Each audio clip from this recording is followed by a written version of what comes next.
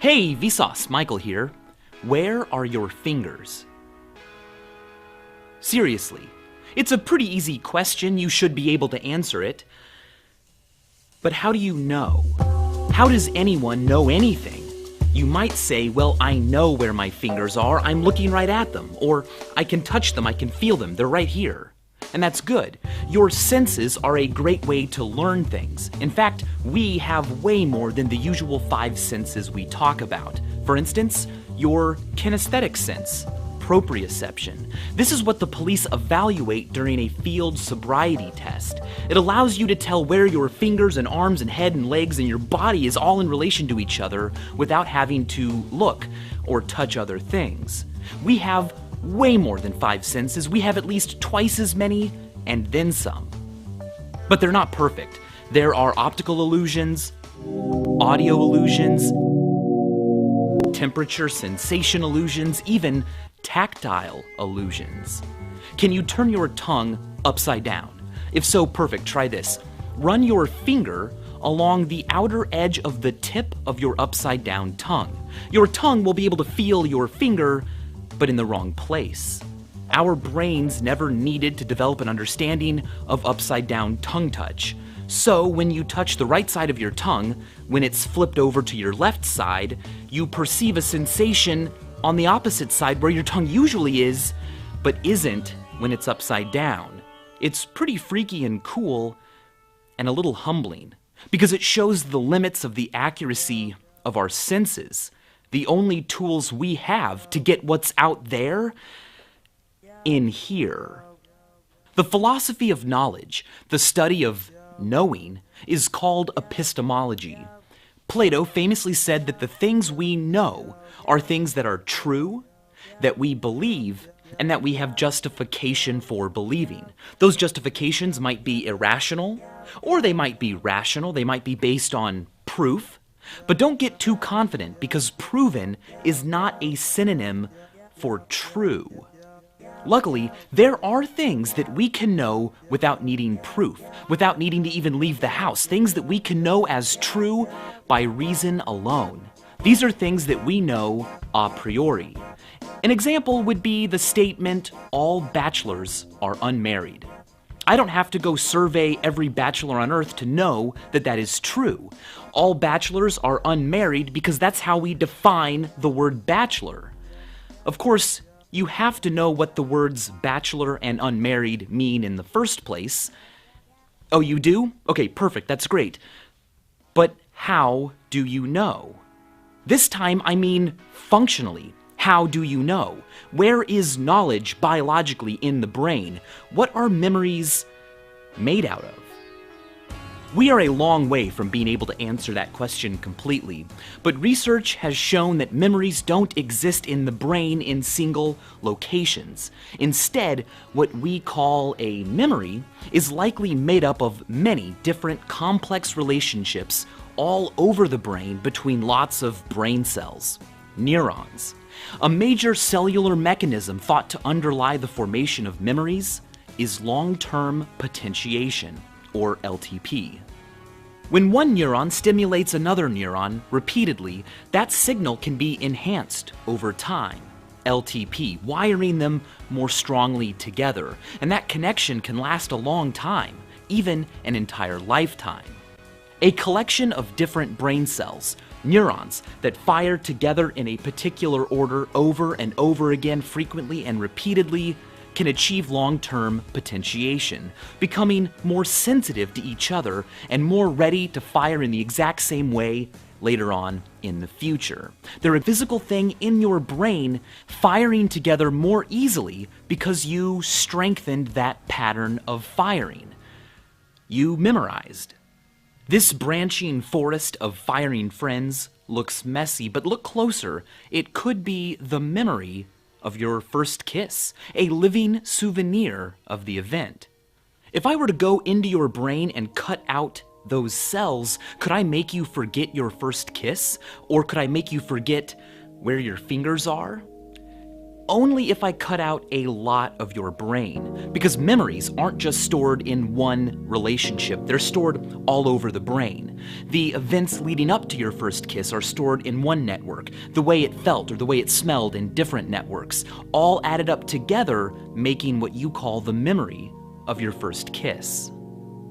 How many memories can you fit inside your head? What is the storage capacity of the human brain? The best we can do is a rough estimate, but given the number of neurons in the brain involved with memory and the number of different connections a single neuron can make, Paul Reber at Northwestern University estimated that we can store the digital equivalent of about 2.5 petabytes of information. That's the equivalent of recording a TV channel continuously for 300 years. That's a lot of information. That is a lot of information about skills you can do and facts and people you've met, things in the real world. The world is real, right? How do you know? It's a difficult question, but it's not rocket science. Instead, it is asking whether or not rocket scientists even exist in the first place. The theory that the sun moved around the Earth worked great. It predicted that the sun would rise every morning, and it did. It wasn't until later that we realized what we thought was true might not be. So, do we, or will we ever know true reality? Or are we stuck in a world where the best we can do is be approximately true, discovering more and more useful theories every day, but never actually reaching true, objective, actual reality? Can science or reason ever prove convincingly that your friends and YouTube videos and your fingers actually exist beyond your mind? That you don't just live in the Matrix? No. Your mind is all that you have. Even if you use instruments like a telescope or particle accelerators, the final stop for all of that information is ultimately you. You are alone in your own brain, which technically makes it impossible to prove that anything else exists. It's called the egocentric predicament. Everything you know about the world out there depends on and is created inside your brain. This mattered so much to Charles Sanders Peirce that he drew a line between reality, the way the universe truly is, and what he called the phaneron, the world as filtered through our senses and bodies, the only information we can get. If you want to speak with certainty, you live in, that is, you react to and remember and experience your phaneron, not reality. The belief that only you exist and everything else, food, the universe, your friends, are all figments of your mind, is called solipsism. There is no way to convince a solipsist that the outside world is real. And there is no way to convince someone who doubts that the universe wasn't created just 3 seconds ago, along with all of our memories. It's a frightening realization that we don't always know how to deal with. There's even the Matrix defense. In 2002, Tonda Lynn Ansley shot and killed her landlady. She argued that she believed she was in the Matrix, that her crimes weren't real.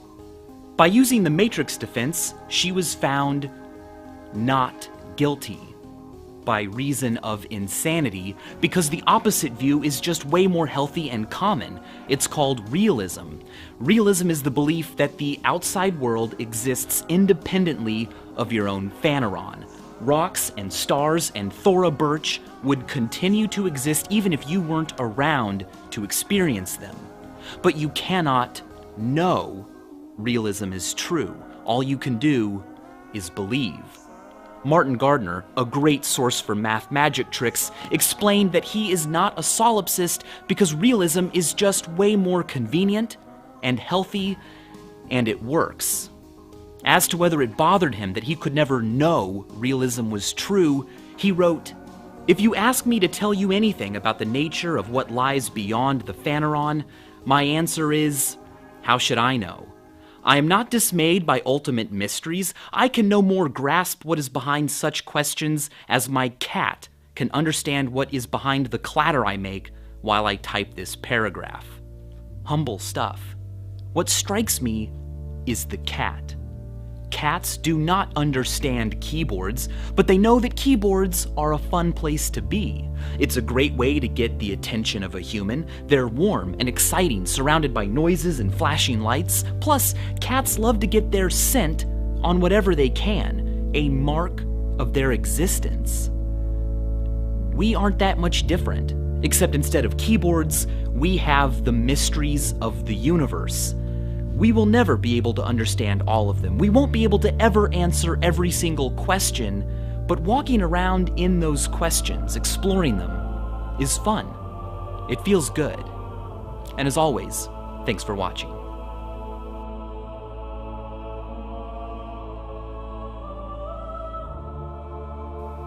Do you want more unanswered questions? Well, you're in luck. Today, 9 other amazing channels on YouTube have made videos about questions we still haven't fully answered. All Time 10s has organized them, and to watch them all, click the annotation at the end of this video or the link at the top of the description. Enjoy.